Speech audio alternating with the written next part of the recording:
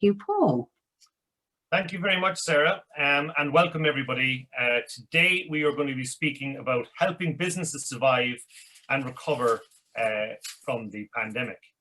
And I'm sure you're all kind of very, very sick and tired of the ongoing saga that was created by this very difficult, challenging time. But there are green shoots, and there is now a sense of recovery that we're seeing and is evident. And we want to delve down into that a bit more today. So I am joined by our sponsors and friends from EFM, John Devaney and Pat Lavelle. Welcome, guys, to you both. Thank you, Paul. Thanks, Pat. So let's start in terms of where, from the beginning. And this one is for you, John. Who are EFM? Hi, Paul, and thanks for having us. EFM, we're a team of finance and business advisors. We're based in Ireland and the UK, and we provide a pay-as-you-go financial management service to businesses who want the benefit of a finance director, but without paying a finance director's full-time salary. So ideally, we will work with SMEs to provide financial, commercial support to businesses and complement the services provided by their accountant. So we would deal with areas of improving business performance, improving profitability, planning for growth, and providing board level advisory services. That would be the space that we're in. And that partnership is very evident in terms of what you have done for several of BITA members in terms of cash forecasting and things like that, looking into the future in terms of how the business has changed and plans have to change. Is that a facility that you continue to give BITA members, perhaps? Yeah, absolutely, Paul. I mean, that would be the issue for us. We're very hands-on. We're as such, we help manage the business. We're not consultants. We don't write reports and say this is how you should do something. We make recommendations and we help to implement those in real time. And we're obviously things like good management accounts and good processes are important, but we're equally focused on forward thinking and both immediate and strategic thinking. So that's where we feel we really add value to a business, insofar as not just looking at the historical and the compliance, but actually working with business owners, with entrepreneurs about the present position that they're in, where they want to take the business, and how we help them to achieve that by having good financial management support and good financial systems within the business. If anybody would like to put any questions in the chat box, you're more than welcome in doing so. The chat box is at the bottom of your screen. So as we go, if anybody has any questions to fire, either John or Pat, please do so. Pat, over to you. I want to ask you a question about the early warning signs of symptoms of a business in distress, and what are the kind of sort of issues that we're seeing at the moment that are prevalent in today's times? Well, the classic, thanks for having me, first of all, Paul. The classic kind of early warning signs will be, firstly, you're spending most of your time firefighting and dealing with problems rather than driving or managing the business. Cash has become a major challenge or is becoming more of a challenge than it used to be. Your bank overdraft, you're up at the limit all the time, and it's even become hardcore at this stage, so that it's not dipping below the limit at any stage. You're in breach of your bank covenants, or you're in danger of doing so. Creditor days are starting to drift out. You're having difficulty getting supplies. Management information is inadequate or non-existent. Management may not understand what the information is saying to them, and consequently are not reacting to it. Management don't fully understand their cost base, and are not seeing wastage consequently, not understanding where money has been made or lost, what customers, what products or service. They're losing market share. Opportunities are not seen or are not taken up, either because management are so busy firefighting or because the resources aren't there to take up those opportunities.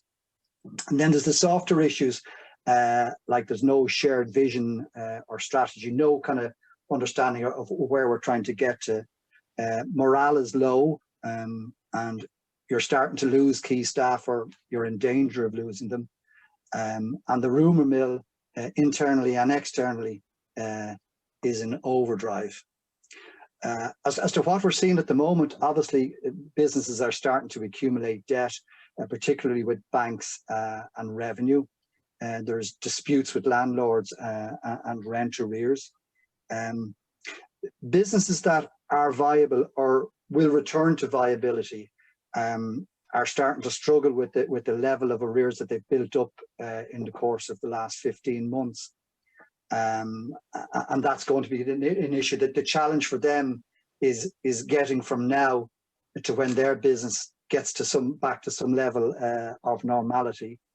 Staff shortages are an issue, and then there's also the issue of costs that have been reduced during the pandemic that maybe need a more permanent solution or reduction. So that's kind of some of the things we're seeing at the moment, Paul. I mean, it's, you know, the last 15 months have obviously been very difficult for a lot of business, but you know, changes need to be made now. Businesses need to be prepared for the withdrawal of government support, and the forbearance of banks and landlords and creditors isn't going to last forever. So you've mentioned many different subject matters there, an array of things, and I'm sure identifies with certain people. So what sort of steps should we be taking if we were encountering some of these things? What are the sort of steps now we should be taking to actually avoid these issues or do something to facilitate them? Well, the first thing to do is to recognize that you have a problem, you know, and don't stick your head in the sand until it's too late. Act quickly, act decisively. The sooner you get onto this, the better your chances of survival. Make sure you're fully informed. One of the things that surprises us when we go into companies is the lack of information or the lack of real knowledge as to what the current situation is. So make sure you're fully informed. Make sure you have all the facts. In particular, I mean, really crudely, how much runway have you left? How long before you literally run out of cash? You know, and if you don't have the numbers, get them. Communicate. Again, this is a big issue in any crisis environment. It's important to communicate early, to communicate often with all of the stakeholders, your employees, your suppliers, your banks, your landlords. You know, I have found that if you're open and honest with those people, by and large, they will support you. And finally, be very aware of and take advice in relation to your position as a director. In Ireland, the laws in relation to reckless and fraudulent trading have not been relaxed. And you know, those responsibilities still stand. I believe they have been relaxed somewhat in the UK, but you know, you still need to be very careful of what of your ground. You mentioned two things there in terms of, you know, running out of cash and communication. You know, what sort of options are open to businesses now, you know, when they are in trouble?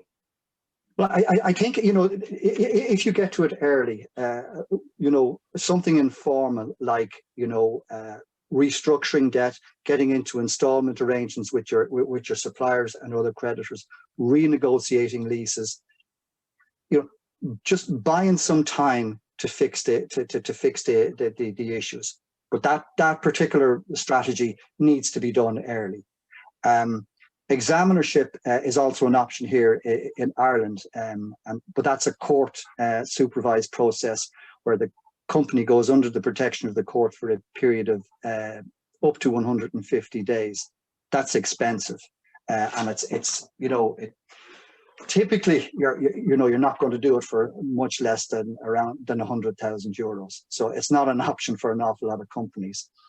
The government here are in the process of bringing in a small companies rescue process. They call it SCARP, which stands for Small Company Administrative Rescue Process. And that's targeted at companies with a turnover of up to 12 million and an asset or a balance sheet of around 6 million. It's not court supervised, so it's far cheaper, but you don't get the protection of the court. But that's expected to be law here later this year. Now, one of the interesting things about this is that the revenue debt is what's called an excludable debt. That means they can seek to be excluded from any reduction in debt on grounds of there are tax returns outstanding, or there's an audit going on, or that you haven't been compliant in the past. So to anyone who might have the remotest intention or possibility of using this legislation, get your affairs in order quickly. Other options are formal schemes of arrangement, either consensual or court supervised, and then possibly a sale of your business or consolidation with a competitor. So it's a very emotional time when a business owner is faced with something like this, and it's often something that we hold in an awful lot of information. We hold in hope, really, that things will pass, and we don't see the dangers of things getting much worse. So when you're faced with a consultation of someone who finally opens up to the facts that they're actually in grave trouble, what are the first things you kind of consult with, and what are the typical steps that you take in a case like that?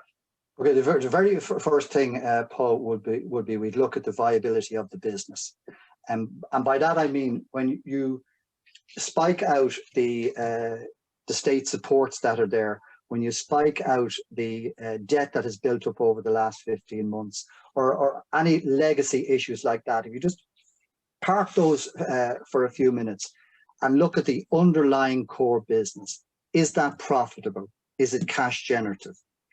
If it isn't, can it be made so? So that's the first thing, is to look at all aspects of the business to see if it is viable or can it be made viable. And if it were viable, then is it going to be sufficient to cover its cost and its obligations? So that's the very first thing we would do is an assessment of that. Assuming we go beyond that point, then the next thing is what we call stabilization. And that's kind of to stem the cash bleed, to calm things down.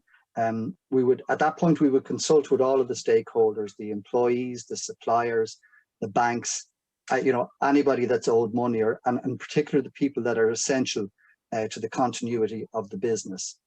What we're trying to do here is to calm things down, to buy some time, and kind of to take the heat out of the situation, so we can stand back with management and look at the business. The next important thing would be a cash flow forecast. It never ceases to amaze me that a number of businesses we go into that don't have cash flow forecasts. So a critical tool in any business, to my mind, is what we call a 12-month rolling cash forecast.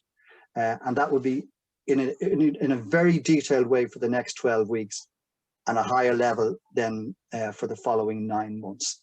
So we would, if that isn't there, which it usually isn't, we would prepare that document very quickly. And we would then work with management to build a recovery plan, and that would cover all aspects of the business, customer and product, service, pricing, profitability, debt restructuring, payment plans, working capital needs, all those sorts of areas. And we would come up with a plan that would be targeted at making the business survive. Finally, and most importantly, is the implementation and monitoring. As John said at the top of this, we're not consultants. We don't just kind of prepare a report and head for the hills. We stick around, we work with management to implement that plan. The implementation, it's important that that's done quickly and as quickly as possible. And that companies often fail at this point because they, you know, when you're putting the plan together, it's easy to say, okay, I'm going to make the following hard decisions. When it actually comes to it, it's not so easy. So we're there with them to help them through that. And on the monitoring side, then we would put in place measurements or KPIs to ensure that the actions are having the desired effect. If I said to you that there's a culture of a reluctance to bring someone from the outside in to help because maybe the costs involved are excessive and all that kind of stuff, would that be a true statement, a fair reflection? Yeah, I mean, there is a cost associated with Paul, absolutely. But you know, what I would say to you is this: is that first of all, somebody coming in, it's a fresh set of eyes. Okay, they're going to see things that you haven't seen. Secondly, they won't have the same emotional attachment to the business that you have, and they can make assessments or judgments or recommendations in a detached way. The other thing is we have a lot of experience in working with distressed businesses and in managing crisis, because you know, any business that's distressed is inevitably in crisis, and there's going to be a lot going on. We're used to managing those kind of situations. And finally, for credibility, you know, if you're trying to sell a survival plan to your stakeholders, your suppliers, your employees, your bankers, having an experienced business turnaround professional or somebody who's been at the coalface before gives credibility in front of those people. Well, a very good observation by Tracy Westall, who said it shouldn't be classed as a cost, it should be classed as an investment in your business, which is quite true, yeah. Tracy. Yeah. Question from Stephen McCarthy: what role do you like to see? What role do you see with the likes of invoice finance and other alternative fundings options played from SMEs as government support eases off? So have I read that out properly for you? Sorry, Paul?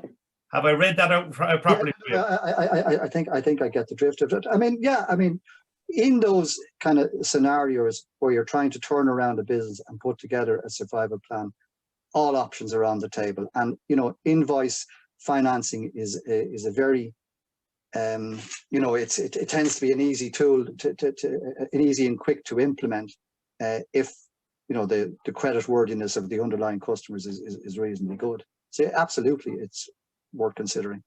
And has the perception of invoice financing changed? Is there something that's changed within that made it different? Because a lot more people are talking about invoice financing just now. I think it has changed over the years, interestingly. Yeah, certainly there's a, you know, I mean, I'm doing this now nearly 40 years. And yeah, it's very different now to what it was then. And there isn't the same reluctance around it. I mean, there is still, with some of the products, there is still a large administrative burden, but I think it's improved over the years. Yeah, can I come in there as well, Paul? As well, my experience as well with with confidential invoice factoring as well is that you need to have good systems in place as well to implement it. So that again is another area that EFM can help on that. So timely invoicing, accurate invoicing, getting them out to the customers on time, and then when the company providing the finance, they will require good financial information, good monthly reconciliations. So in that situation, it's a great source of finance, but with it comes obligations, and you have to be in control of your finance department to make it work well, and to maximize obviously your credit control function as well, to get your cash in quickly. But certainly I work with recruitment companies in recruiting and contractor-based companies in the UK. And again, invoice financing is a great way of providing working capital for those businesses. So yeah, I know we drifted off a little bit there, but I thought it was probably worth putting that in. But again, key to it is good financial management. So Pat, back to you again. Are all businesses salvageable? No, absolutely not. But if the business is not viable, it's important to determine that early on in the process, because there are all these issues around reckless and fraudulent trading, and that affects directors personally. So you need to be aware of that, and if your business is not viable, you need to know that quickly. If, on the other hand, the business can be rescued, then the earlier the intervention, the better the chances of survival. Well, EFM have shown us over the last 2 years now that there's many facets to your knowledge and capital knowledge in terms of the finance area. And what I would say to members a bit is to run things by EFM is a very good idea, because of the capital knowledge that exists within the organization. And you've been a great supporter of the ITA, especially in these challenging times. I mean, from the start of the pandemic, when we were talking about Sybil's loans, we were talking about bounce back loans, and all of these new terminologies were new terminologies to everybody. Furlough at the start, we didn't understand the mechanics of it. And, I just want to touch on that if I can, John, in terms of we're coming up to a period where this ends and people have referred to the cliff edge. Could you give me your comments on your opinion now as to where we are with that support going, and what is the effect that it potentially can have to SMEs in general? Well, you're right. I suppose it started with, certainly in the UK, we had VAT deferment, and that has been extended. But certainly in Q1 of last year, companies were allowed to defer their VAT. They're now able to pay that off over 12 months, essentially. That starts to put a strain on the cash flow.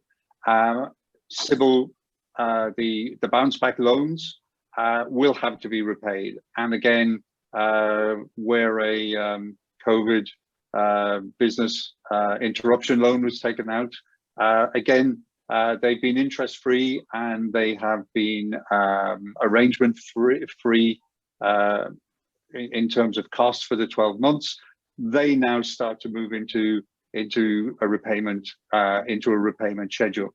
It may be that we see some loosening of those implementation over the next quarter, but in general, all of this money has to be paid back. All of this assistance has got to come back in, and I think it goes back to Pat's point on the cash flow. That is absolutely key, and the viability of the business to generate sufficient cash to repay that money. It's not expensive money insofar as the rate of interest is not extortionate, and it has given breathing space to businesses. But if it's not taken into consideration that these loans have to be repaid, and that the business is not recovering at such a level to generate the cash to repay it, well, that's an early warning sign as well, I think. And that is really, as I say, the cash flow statement and the analysis of the management accounts to establish the profitability both of the business so far and the profitability going forward. I think that's very, very important and something to do. We kind of fear the worst. We're looking at it and saying there's a lot of debt to be paid back.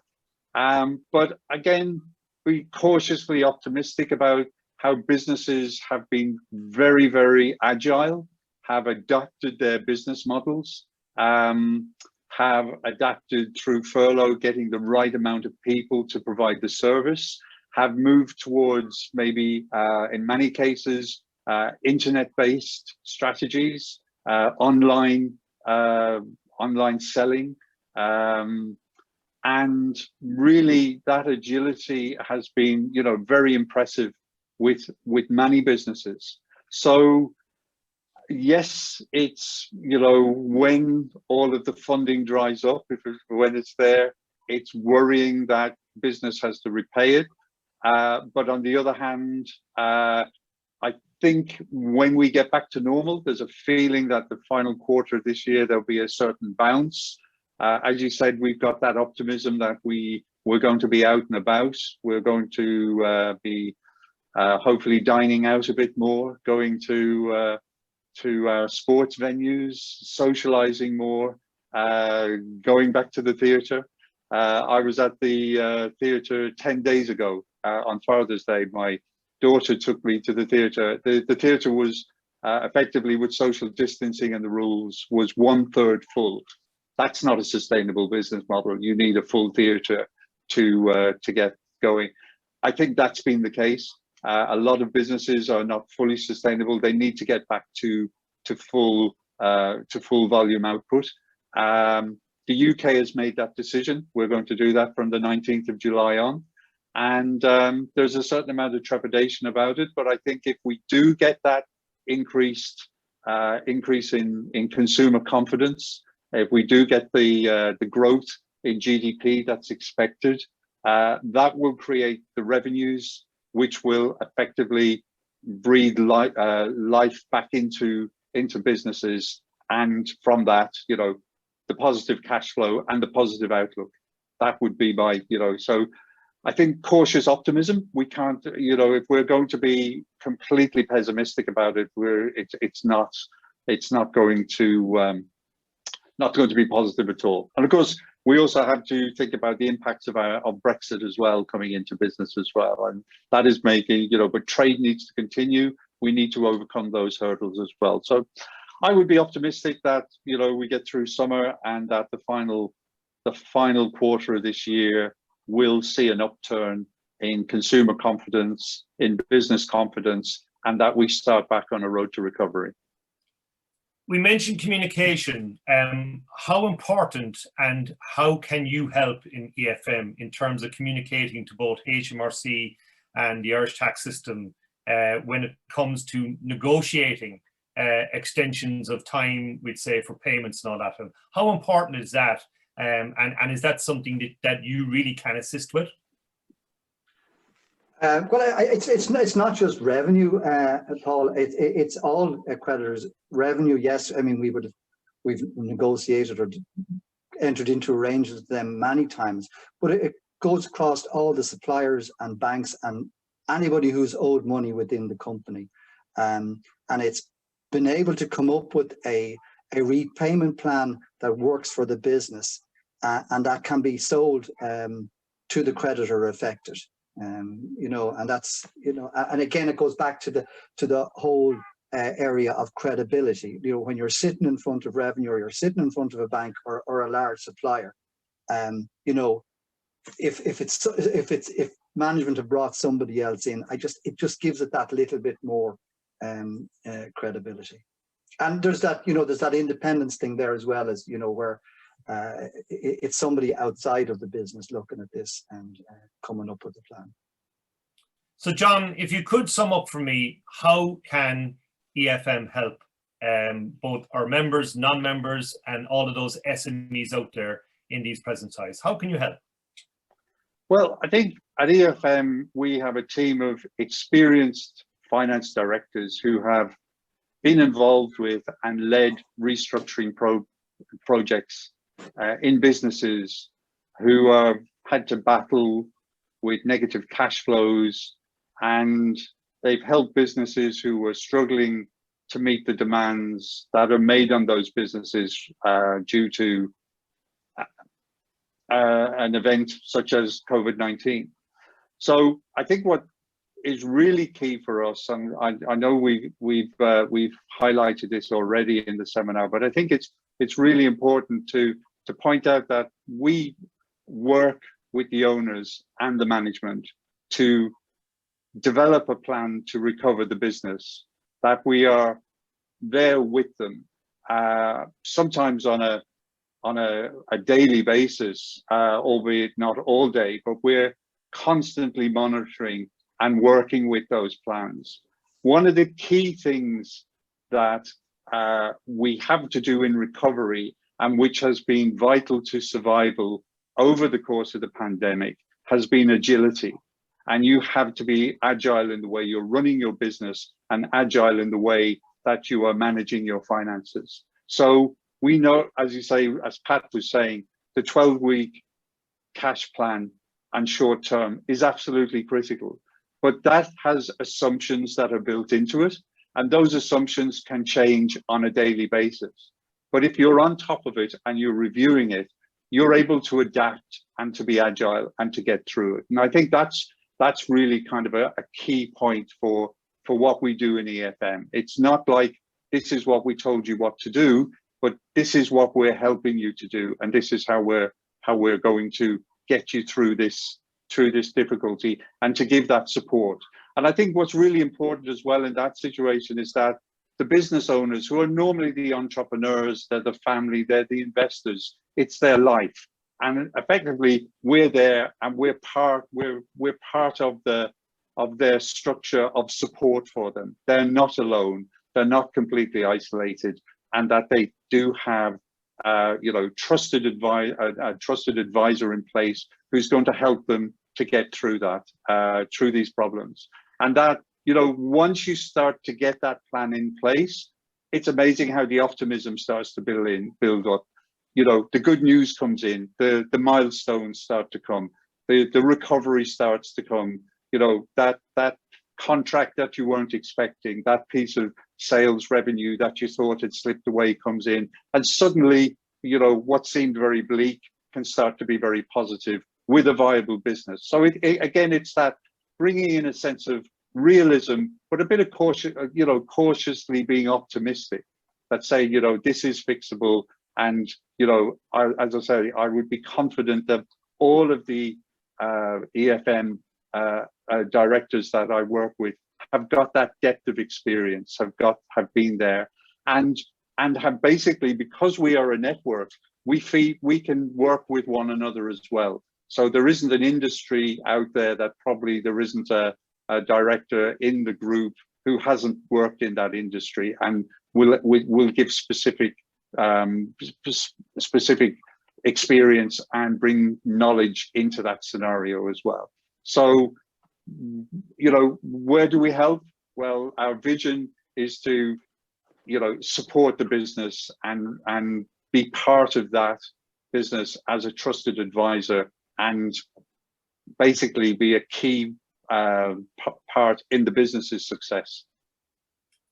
And Pat, have you got any piece of final advice?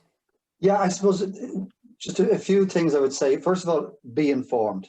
I think, as we both said, I think the most important document is the rolling 12-month cash flow forecast. And, with the very detailed 12-week view. And if I could just give some kind of suggestions around that, maybe if you're approaching this for the first time, looking at your costs, you should when you're doing this exercise, conduct a detailed review of all your costs. Distinguish between business critical and those costs that are not business critical. Looking to reduce, defer, or even eliminate some costs. Be absolutely ruthless about this. The other thing I would say is take out your bank statements and your credit card statements and just go through them. Just go through them line by line and see the transactions. This can be really, really informative. Get rid of all of those small subscriptions or services that you never use.